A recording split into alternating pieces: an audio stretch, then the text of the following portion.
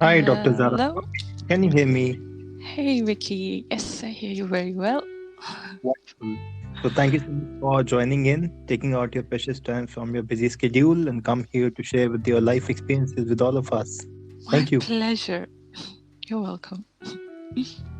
Sure. So, I just wanted to give a gist about Dr. Zara. Dr. Zara is a medical practitioner. She's working in general medicine in Dubai, and Hmm? she's taken her time out to come here and share her life experiences with all the live listeners who are there, so that we can create a lot of impact in your lives. So kudos Great. for doing that. All right, Zara. So let's start from the basics. Let's start from the beginning. Let's start from Zara. As a, Zara. as a child, as a child, as Mhm. someone who has been born in a certain family, who has seen certain customs, some rituals, some cultures, and then how Yeah. transition of becoming a medical practitioner or someone who goes into general medicine, what was that thought? What was that impact? What was that event? What was that experience? What was that reflection that made you ponder more over it and now you wanted to serve the people? Vicky, actually, the background that I come from is not a very usual one that you see nowadays. Mhm. So one might call it a backward environment or such.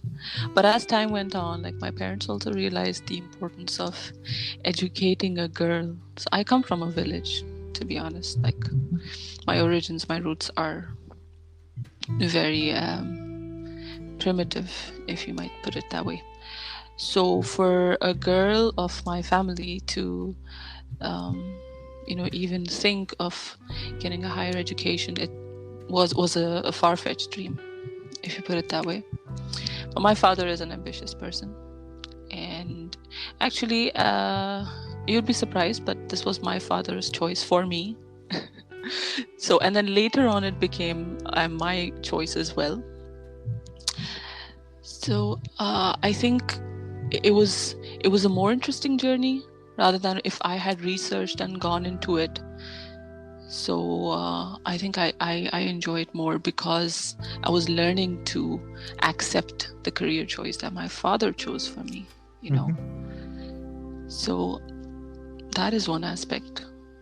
Other than that, once you get into medicine, I was starting studying even basic sciences and all of that. So from that point on and moving forward, I never looked back, and I knew that this was something great that I had to keep pursuing and getting better at. So it's been an eye-opening journey. It was a journey that I didn't choose for myself, but it became more and more exciting. One of those. I don't know if you relate, but Mhm. that's how it went. Yeah. That's great. And what were you like a child? How were you as a child? Were you inquisitive? Were you introvert, ambivert, extrovert? If you can reflect a bit on that. Mhm. I was a daydreamer of Mhm. sorts, but when I say daydreaming, doesn't mean that I was blank. I was a ponderer, if you put it that way. Mhm. So I'd be thinking about everything from galaxies to stars. And the funny part is like everything just happened in my head. Like I would try to find the answers within me of even of scientific things. That's a weird thing I did as a child, I Wow. think. So and I think that I got to some conclusions which later on I found out to be true. You should have been an astronaut. Why And a doctor? no, I very much like my feet to be on the ground. Mhm. I though I like to fly, I sometimes used to dream of being a bird, but space is not for me. As mesmerizing as it is, but no. I think being a doctor opens up so many avenues for you to connect to humanity. I think isn't that all we're all about? I mean, if we can in our short lifetime just get to understand human dynamics of health and well-being and disease states, I don't think there's anything better than that. In understanding the way the body works, we understand ourselves and our scientific intricacies, you know. So that way, I think an astronaut's job is not suitable for me. So Yeah. you were basically curious about things. Yeah, I was curious, but in a coy, shy sort of a way. You could call me an introvert. An introvert, Mhm. but very inquisitive within my own being. And also I resorted to books and knowledge and scientific sources later for all the answers that I needed, even religious scriptures. I mean, I was interested in everything. Part of the reason why I couldn't really make a proper career choice for myself, and maybe my dad had that influence to kind of push me to do what I'm doing today, because he thought it was a good career choice. And I remember that I sort of I put up a little fight. That was the first time. Yeah. But then I had to put my weapons down after a while and give in to his decision. So part of Do you the feel reason. do you feel that one of the reason you accepted whatever career choice the parents thought for you was because you were not having the clarity? Exactly, I'm telling you. Mhm. Like, I was interested in so many things. Mhm. Like, I would be thinking about a lot of things even as a child. So growing up, I think my thoughts kind of shaped the way I was interested or wanted to know and learn.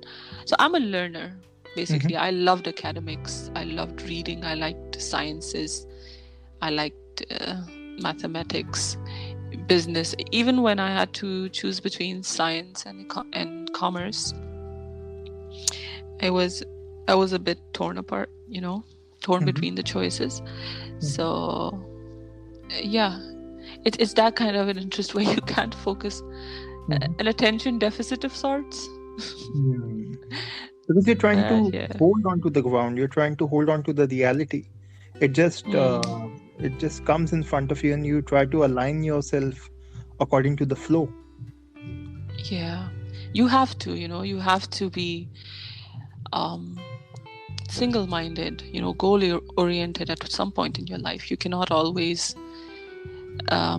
be just wanting to do everything. I've learned that I have to pace things.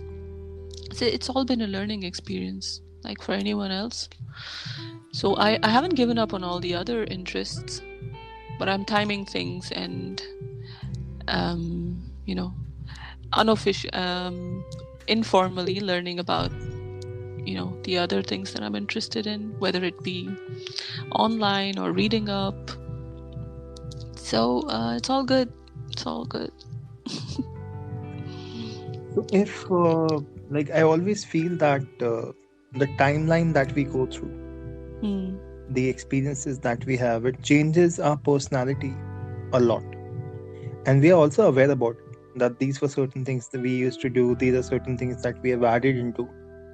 We start associating, dissociating, or adding, subtracting, dividing, multiplying all these little aspects of behavior, personality, body language, whatever that is there from A to Z. Mm-hmm. So, what do you feel when I'm taking you down your memory lane and on your timeline?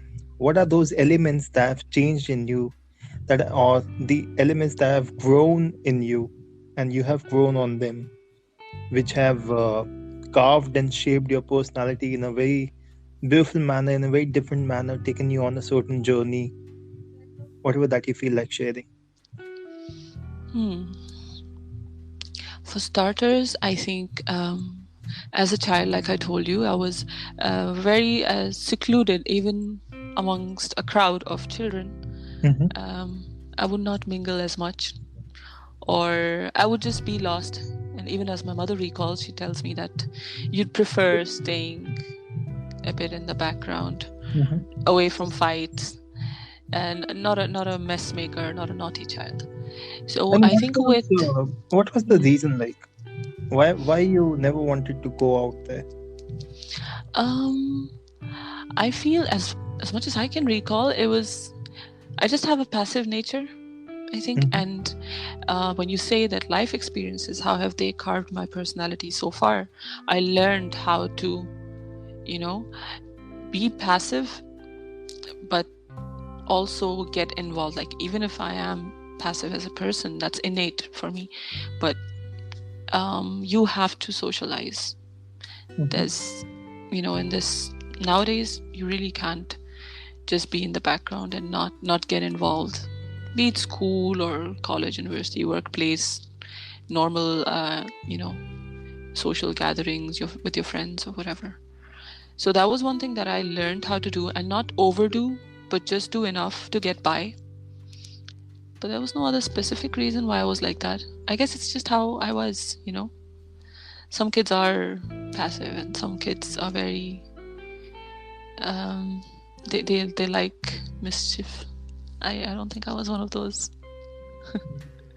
But the funny thing is that those things come up later in life. I think if you do not experience that, or your personality or your ground nature doesn't allow you to do that earlier on in life, somewhere or the other later on you want to experience that, I feel. So I feel like I'm more explorative, more willing to take risks, be a troublemaker now than I was as a child, if you call that trouble. But yeah, so that is something that I feel like I missed out on, not because of any fear or any sort of insecurity. No, it was just how I was, and I still am. I find myself going back to that baseline. My timber is very, very low. Like I don't if you leave me alone, I'll be perfectly fine by myself, doing nothing, just staring at the wall, if I'm making any sense. Interesting. I was just thinking that while you are taking us through your timeline, I'm just trying to create this visualization. Suppose we are standing in a room on which every area of the wall is, suppose we have to paint an element of your timeline from your child, adolescence, puberty, going to college, then going to different organizations, right. Whatever different timeline areas of your timeline. What are those things that you would like to carve onto that wall? You would paint. If you want to paint your mind with those images, what will those images look like?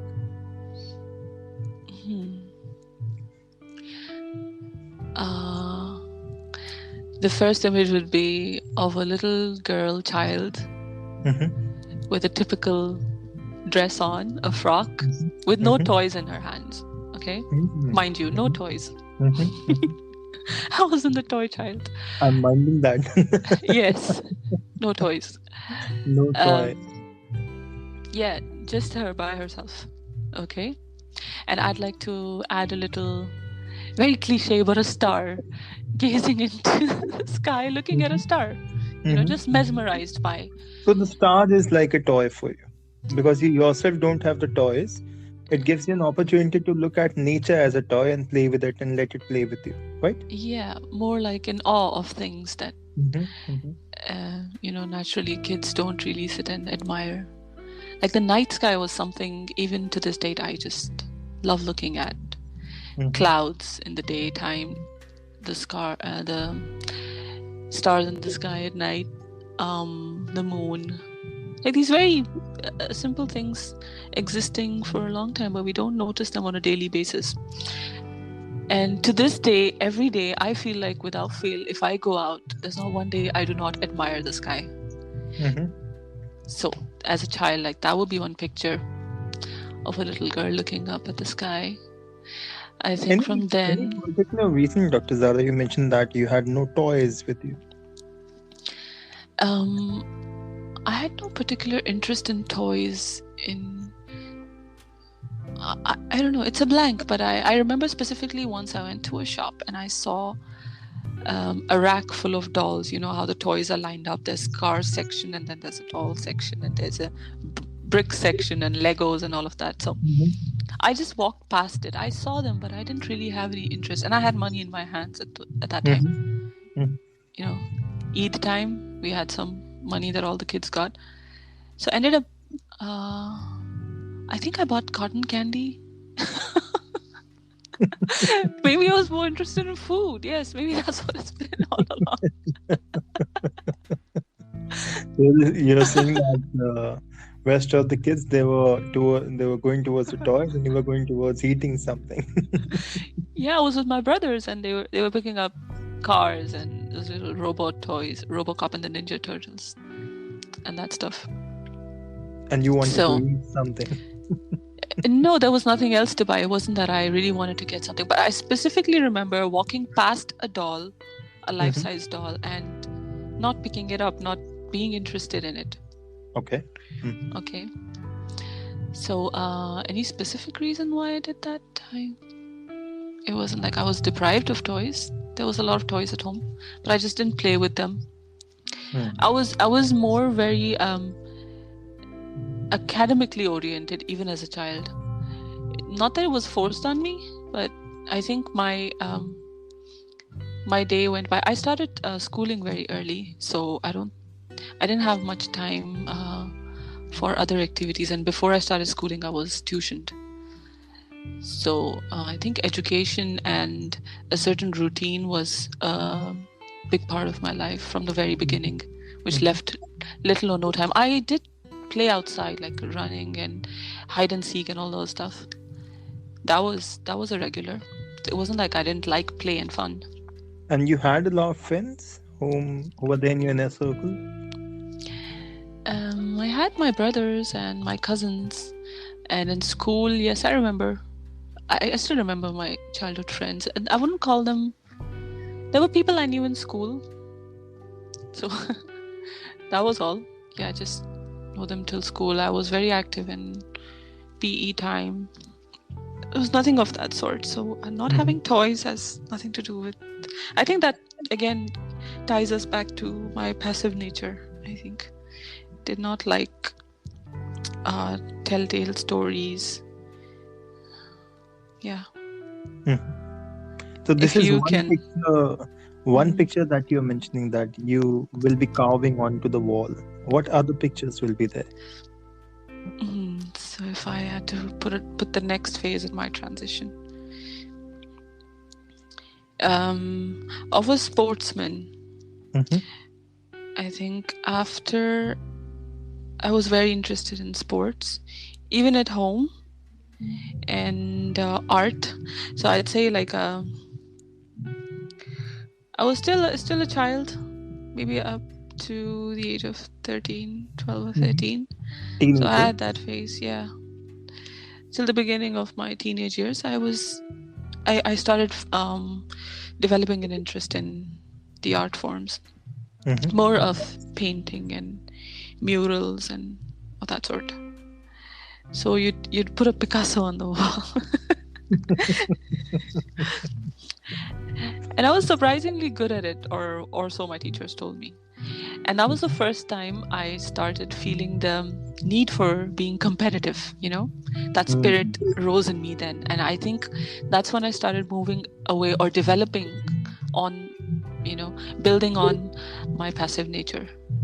So I had that little, that kindle of competitiveness was lit. So was it also because of the fact that you had a lot of kids around you and you wanted to put a mark in front of your parents that yes, my brother is doing this, my sister is doing this, and this is what I am?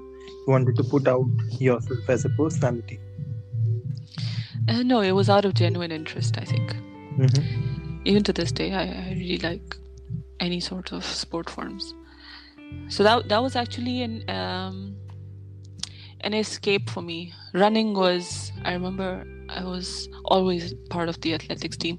So when I used to run, I used to feel like I'm flying. There's this obsession with flying and the skies, though I don't like space. Like I don't want to go in space. It's not that I don't like space, but yeah, so sports it was. for a long time. So have you And done any kind of paragliding or where you can just no, feel like a bird? है ना करना चाहिए उसका planning to. That's the aim soon Bungee enough. jumping or paragliding or whatever the stuff that you do in the sky. No, I haven't. Paragliding is on my bucket list Hmm. soon. Because that it just makes you feel like a bird, right? Yeah, that would be Hmm. great. Skydiving as well. Skydiving, yeah, exactly. Skydiving, Yeah. paragliding, bungee jumping. Bungee jumping is a little scary, isn't it? I don't know. I'm not into sports at all. I am I not want into the harness at all. I want to live for another day. Yeah. So you are someone who is artistic, adventurous, and someone who was not much interested in toys, but more about experiencing the things around you, well, and Yes. more academic and that competitive spirit that is there deep within you. What else? What other murals you would like to create? Hmm. I've done a lot of murals too. Mhm. So, How it makes you you feel while you're engaging and investing yourself into this particular craft? painting. When you're doing a mural, I've even like stood on a ladder and painted Mhm. the wall. So you're Wow. really close to the image that you're drawing or you're painting, Oh. Mhm. So every now and then when you step down and you go a little far and you see what you've done, like it's made me realize how perspectives change with the distance and the point of view from where you're Very viewing interesting. the image that you're making. Very interesting. So So climbing onto the ladder, walking on the middle, and then climbing down and then observing it. So you're observing your work and also you're creating your work. Very interesting. yes, Very and don't interesting. you think it's interesting that we could also um, apply this to day-to-day life, like you Exactly. need to take a step back and see things every now and then. Beautiful.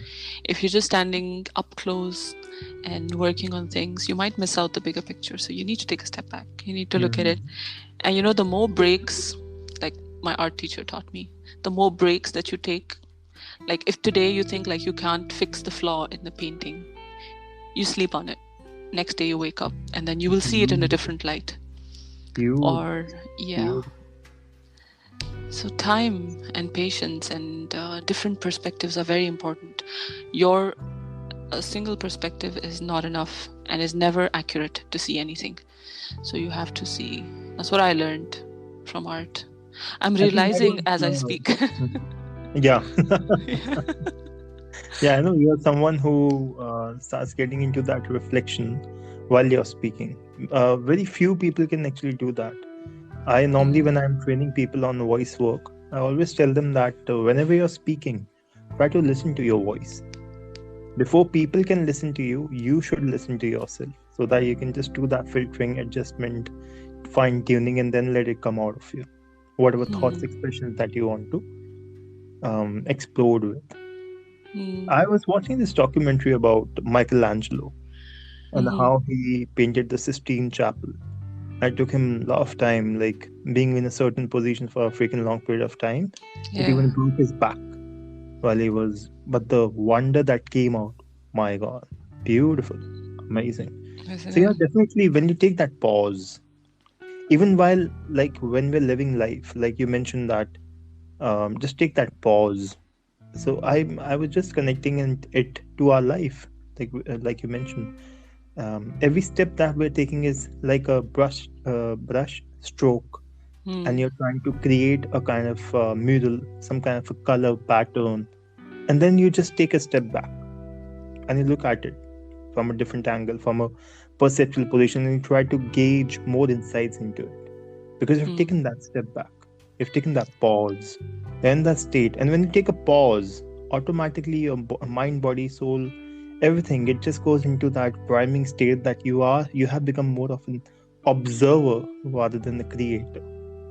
So there's a very profound thing that you're talking about, Dr. Zara. Hmm. What else? What else you want to share with our listeners?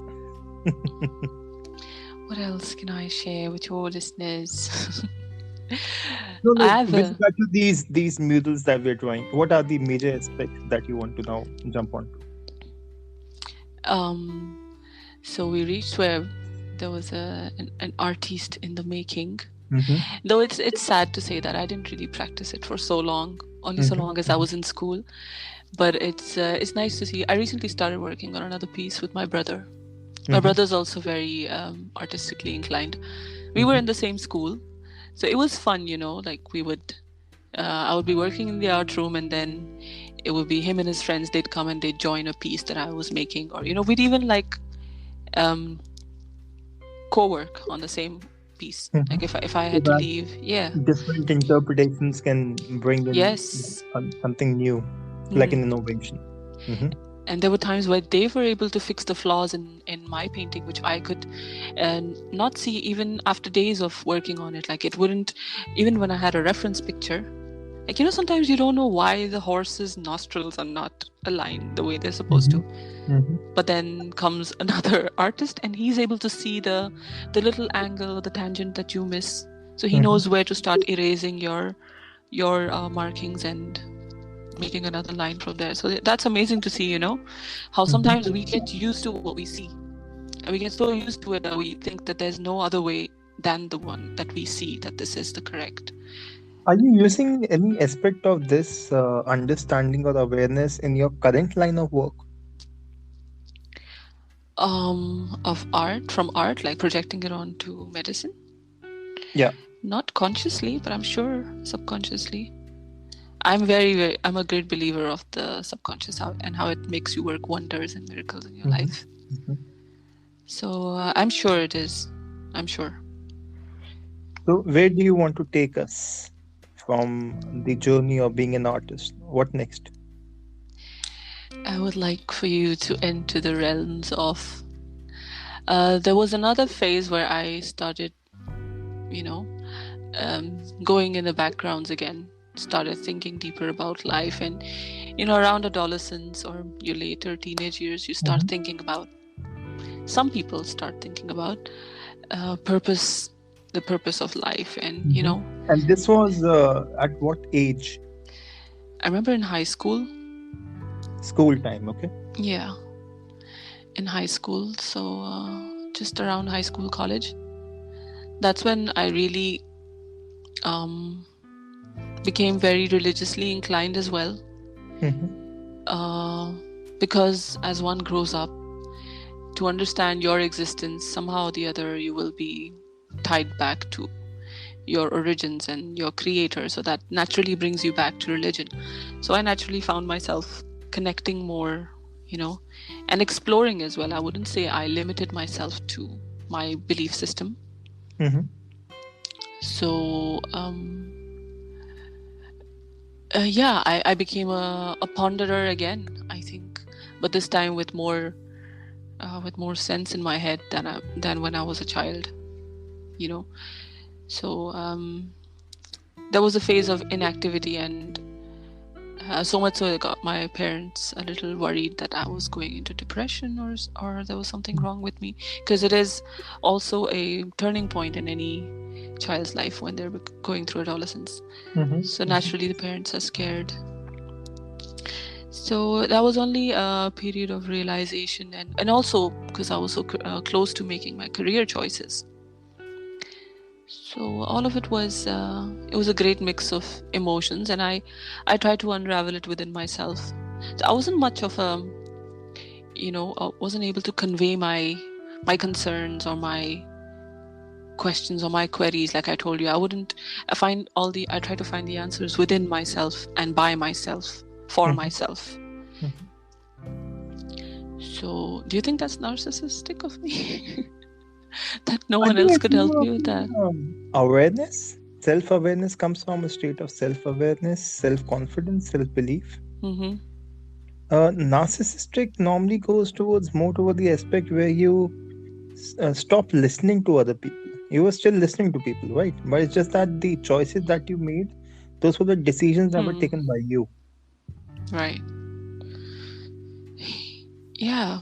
At this time, Dr. Zara, if I can ask you, if I can just try to probe you a bit more, when you mentioned that during the time of your school and all, you started pondering over this question and you wanted to prick your brains about what will be your purpose in life. Did anything come to you? Did anything that you reflected on the past experiences that you have had in your timeline? Were you able to come to any kind of thing that can become a niche for you in the near future? I did realize very early on that I was a good listener, or I Mm-hmm. proved to be a good listener for people time Mm-hmm. and time again from primary school, I'd say. Like I had a lot of friends who would want to spend time with me, who would want me to listen to them and give them opinions about things. So people always showed interest in my opinions, and maybe I didn't understand why, or perhaps I had that clarity when I spoke to them. So Mm-hmm. that which brought them to discuss their problems, or just how you feel comfortable talking to someone. And maybe it was because of the calm and passive nature that I had, that people do not like when you're stressed. You do not want a um, someone with a high energy state. You want someone who's very running on low battery. I Hmm. think, and with Very interesting. not all that noise. I think people try to avoid the noise and they just want some serenity, around them. I So, think this is the reason in the medieval times when people wanted to say something and they felt like opening mhm, themselves up, they used to go into the forest. They used to find a mhm, bark in a tree, a hollow, and they used to just put their head inside and speak and mhm, utter whatever that they wanted to say. Because trusting humans becomes a bit dicey. But nature is something that only believes in giving, not taking. mhm. Mm. I think this is also the, but I was just, this thought was coming inside me, which I wanted to ask you that one of the reason you became a good listener was because you didn't want it to speak much, so that people don't know you much. You were trying to hide yourself by becoming a good listener. That's a different take on it. You're probing me for me to pick on my insecurities. You're a doctor, now I have to get certain doctor keywords into the conversation. Pro, going deeper. Yeah, I wasn't an insecure child that way, that I wouldn't speak because I was insecure. Um, See, if I had a lot of No, I'll not I say insecure. I'll mhm, not use the word insecure. I'll just say that because I've met certain people who say that we are very private. And being right. a very private person, people come to me and they try to probe. And if I'm not giving, they start telling me things about themselves. And then I keep on listening. I'm like, wow, that's a very interesting way to make someone speak. Mhm. I get you. I get you. Yeah. No, there's this certain need to, um, for some people to vent, and some Mhm. people do not need to vent. I think Mm. I'm one of those who does not need to vent. Mm. So So, you feel, so that means you have this presupposition that many times when people are coming to have a conversation with you, it's because they want to vent out. because I feel that they do that. Not that I feel. I mean, by the end of their talk, I know they have vented out, and that is Mm. the observation that I made throughout. So Mm. I never ended up asking people, why do you come and open up to me Mhm. or talk to me? But And um, why do you allow them to like give your ears to them? these are obviously people who are, um, at some level, they're my more than acquaintances, friends, or Mhm. people I see on the daily. I'm talking about school time and high school time. You're not really keeping so many walls. You're friends and you're not friends at the same time. There's no the lines are very blurred. You could Mhm. who's your best friend?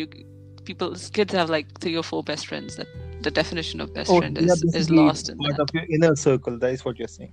Yeah, like people who are part of my inner circle, who I've already obviously I felt that they were um worth talking to, or they weren't that bad, or they were harmless, which is why I Mm. Mm. let them even. um, interact with me, you know. I was very picky about who I spoke to and and not to be part of a group or a gang. Like I was very But away do you from feel those that things. there is also this inner element which is coming out where you just want to create an environment for the person to become very comfortable in sharing their feelings, and you want to give them that opportunity where they can vent out their emotions? Do you feel that aspect is also there? See, again, it wasn't something that I consciously did so that people could come and Hmm. vent out to me, but I Unconscious, think, very unconscious on a subconscious level, because this element is something which reflects in your medicine field, the element of service, the element of creating something very congenial, a congenial environment or a congenial ecosystem for people. Do you feel something on those similar lines?